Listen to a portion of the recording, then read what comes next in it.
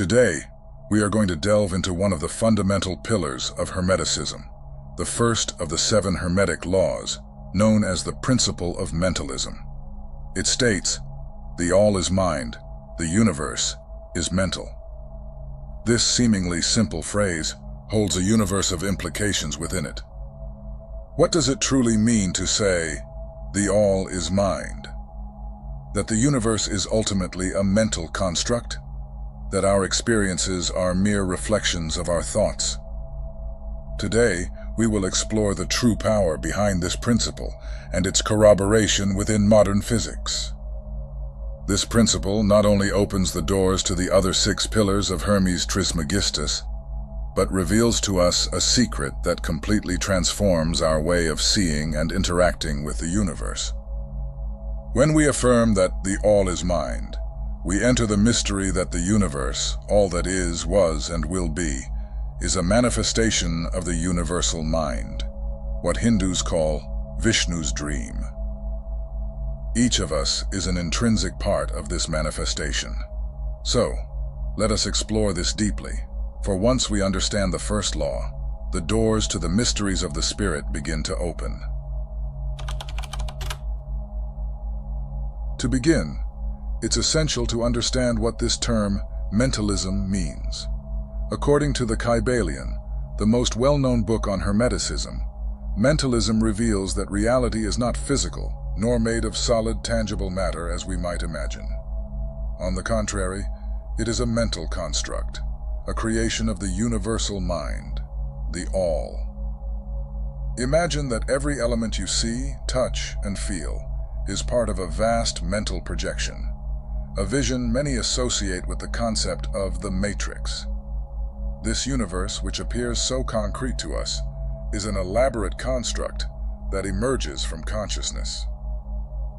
The ancient masters of Hermeticism teach us that there is an unbreakable connection between our individual mind and this universal mind.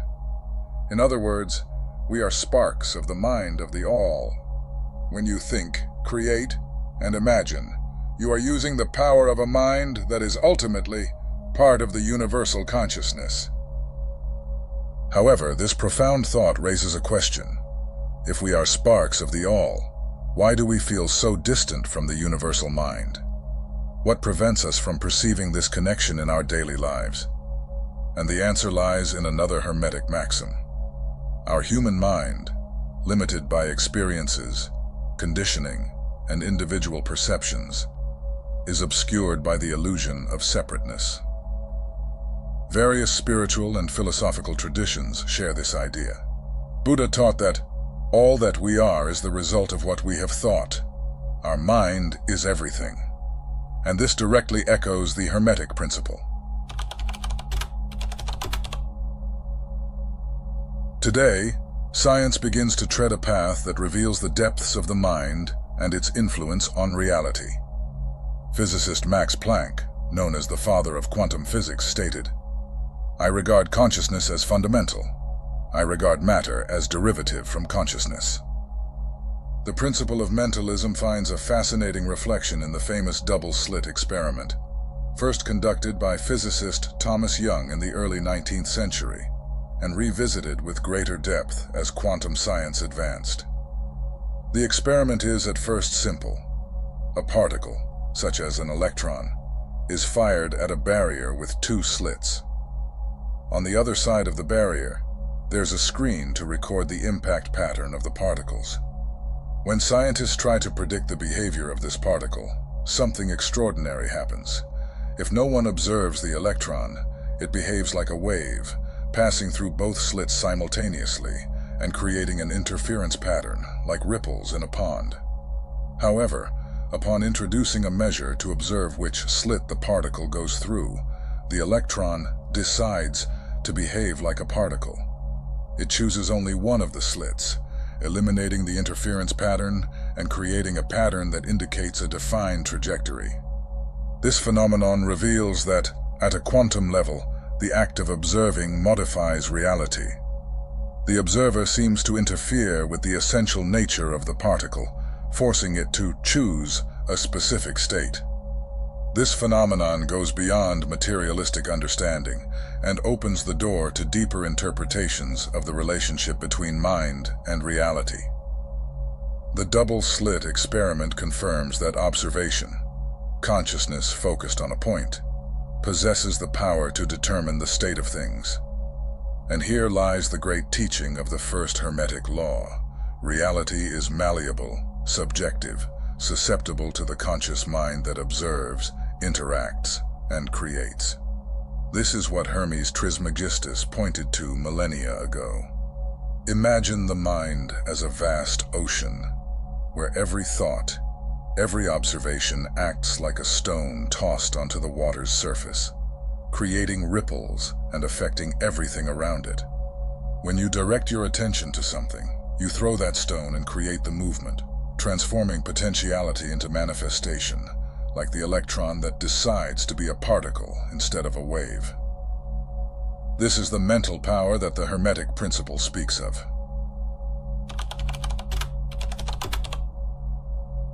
The first Hermetic Law reveals to us that the mind is the key to creation. But what happens when the power of this mind, our deepest and most creative force, is dispersed and weakened? We live in an era where human attention has become the most coveted resource. Our energy, once focused on conscious creation, is being manipulated and consumed. And this is no accident. In a world where our ability to create reality depends on the strength of our attention, controlling where that attention is directed becomes a form of power. Modern distractions, social media, constant notifications, advertising, and an endless stream of information act as silent thieves of our mental energy. This fragmentation of the mind distances us from our creative essence and transforms us into mere reactors instead of authors of our own experiences. Studies show that the excess of information and constant stimuli alter our ability to concentrate and memorize in a lasting way, impairing our ability to maintain focus. Over time, the mind loses its sharpness and clarity. It's as if our mental strength is a blade, and daily distractions wear it down, making it less sharp and effective. The average person's attention span is now comparable to that of a betta fish. In Hermetic teachings, attention is seen as a tool for creation. Imagine it as the concentrated light of a magnifying glass. When your attention is focused, you can concentrate all the energy on a single point, intensifying and manifesting what you desire. But when that light is dispersed, we lose the power to transform and direct our path. We become passive observers, submerged in a torrent of superficial stimuli.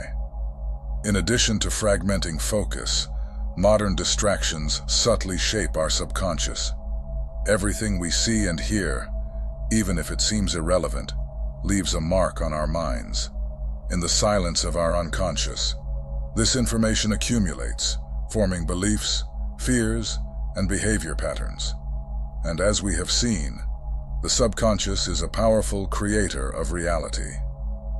By absorbing information imposed upon us without filtering, we allow our beliefs and values to be programmed by external agents. Instead of nurturing ideas aligned with our true essence, we allow others' realities to impose on ours. Philosopher Aldous Huxley observed that distraction will be the most effective means of control over man. And he was right. A scattered being with unconsciously shaped beliefs does not have the power to shape their own reality. The key to regaining control of your reality lies in regaining control of your mind. And for that, nothing is more powerful than meditation. When we speak of reclaiming control of the mind, meditation emerges as an essential practice. The first Hermetic Law teaches us that the mind is the matrix from which all is created. However, a scattered mind, constantly in motion and subject to external influences, loses its ability to focus and intend. To meditate, then, is the path to gather attention and direct it, like a lens focusing light on a single point, until it becomes capable of igniting fire.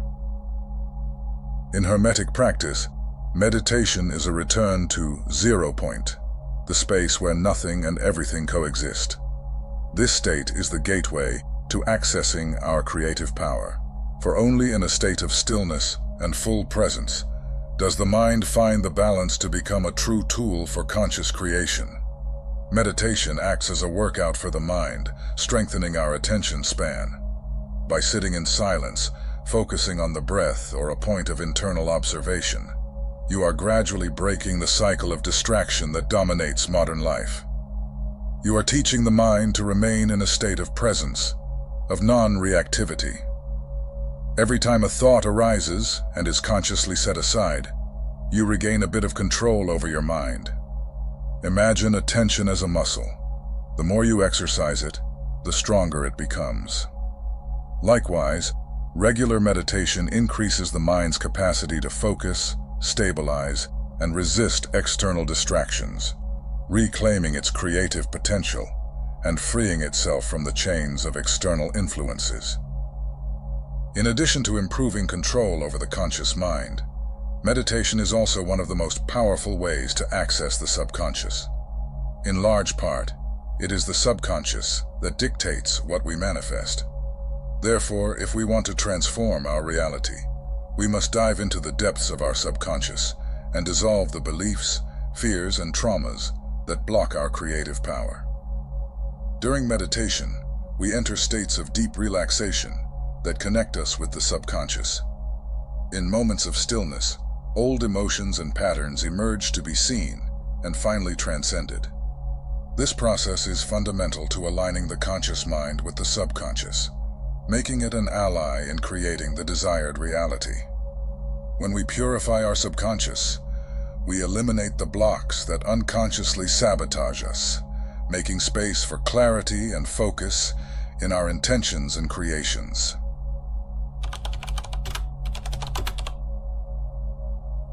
At the heart of these teachings, we understand that the universe we perceive, with all its complexities and nuances, is ultimately a projection of our minds. But what happens when most of this creation originates from an unknown, barely explored region within us? The subconscious is the vast ocean where thoughts and beliefs that we often ignore are contained. Yet it paradoxically shapes our perception and consequently our reality in profound ways. It is the deep layer of the mind that does not operate through reason or direct logic, but through symbols, memories, and emotions. Here lie the roots of experiences, perceptions, and beliefs that sustain our worldview. Imagine the subconscious as a video camera, recording every moment, every emotion, every word, and every image since the earliest years of life. This constant recording goes beyond what you consciously perceive, as it also carries an emotional interpretation. It records fears, joys, insecurities. Each memory and emotion, once fixed in the subconscious, begins to create invisible molds that determine how you will view the world, your relationships, and even your possibilities for success and fulfillment. If the subconscious is the great mold of our reality, we need to understand how it directly influences what we experience. Limiting beliefs are ideas deeply rooted in the subconscious that generate restrictions on what we consider possible or attainable. For instance, someone who believes, even unconsciously, that they are not deserving of love may unconsciously push away people who genuinely love them, sabotaging their relationships. These limiting beliefs operate like hidden programs that bind us to patterns and repetitive cycles, preventing our conscious mind from fully manifesting the realities we desire. They work like filters, distorting our perception of the world and creating a kind of mirror that reflects not what we desire, but what we truly believe is possible. This mirror reflects, without censorship, the content of the subconscious, revealing shadows and illusions that remain hidden. By understanding how the subconscious influences our reality, we can begin the process of intentional reprogramming. This practice requires patience and repetition, as the subconscious is like fertile soil that needs to be plowed, nurtured, and cared for. Positive affirmations, visualizations, and meditative practices help remove deeply rooted beliefs and replace limiting patterns with a new vision of oneself. For example, if seeking abundance in your life, you must identify and dissolve beliefs like, "I am not worthy," or "the world is scarce." Then, through affirmations and visualizations, you plant new seeds like, "I am worthy of abundance," and "the universe is generous." Over time, this new programming begins to manifest in reality, as the subconscious is trained to respond to what it receives with repetition and emotion. Emotions are the fuel of the subconscious mind. They intensify the impression of beliefs and experiences, shaping reality with intense creative force. When you feel something deeply, this emotion becomes a message to the subconscious, which replicates this experience in your life. If you want to cultivate confidence, for example, visualize yourself in situations where you act with security and determination. Feel this confidence flowing through your body as if it were already true. The subconscious does not distinguish the real from the imagined, and thus it begins to accept this new emotional impression as part of its programming, reflecting it in your reality. Through reprogramming, self-knowledge, and the cultivation of elevated emotions, we can access the full potential of our subconscious mind, transforming it from a territory of shadows and limitations into a creative ally, capable of guiding us to our highest purpose. The first Hermetic Law reveals to us that we are co-creators of our reality. Our mind is a temple, and what we create within this temple inevitably reflects in the external world. When we allow our attention to be taken by distractions, we cease to be the masters of this temple and become its servants. But by cultivating attention, practicing meditation, and diving into our subconscious, we can reclaim the reins of creation. We can choose what we want to see flourish in our inner garden, and consequently, in the garden of the universe around us. Thank you for watching.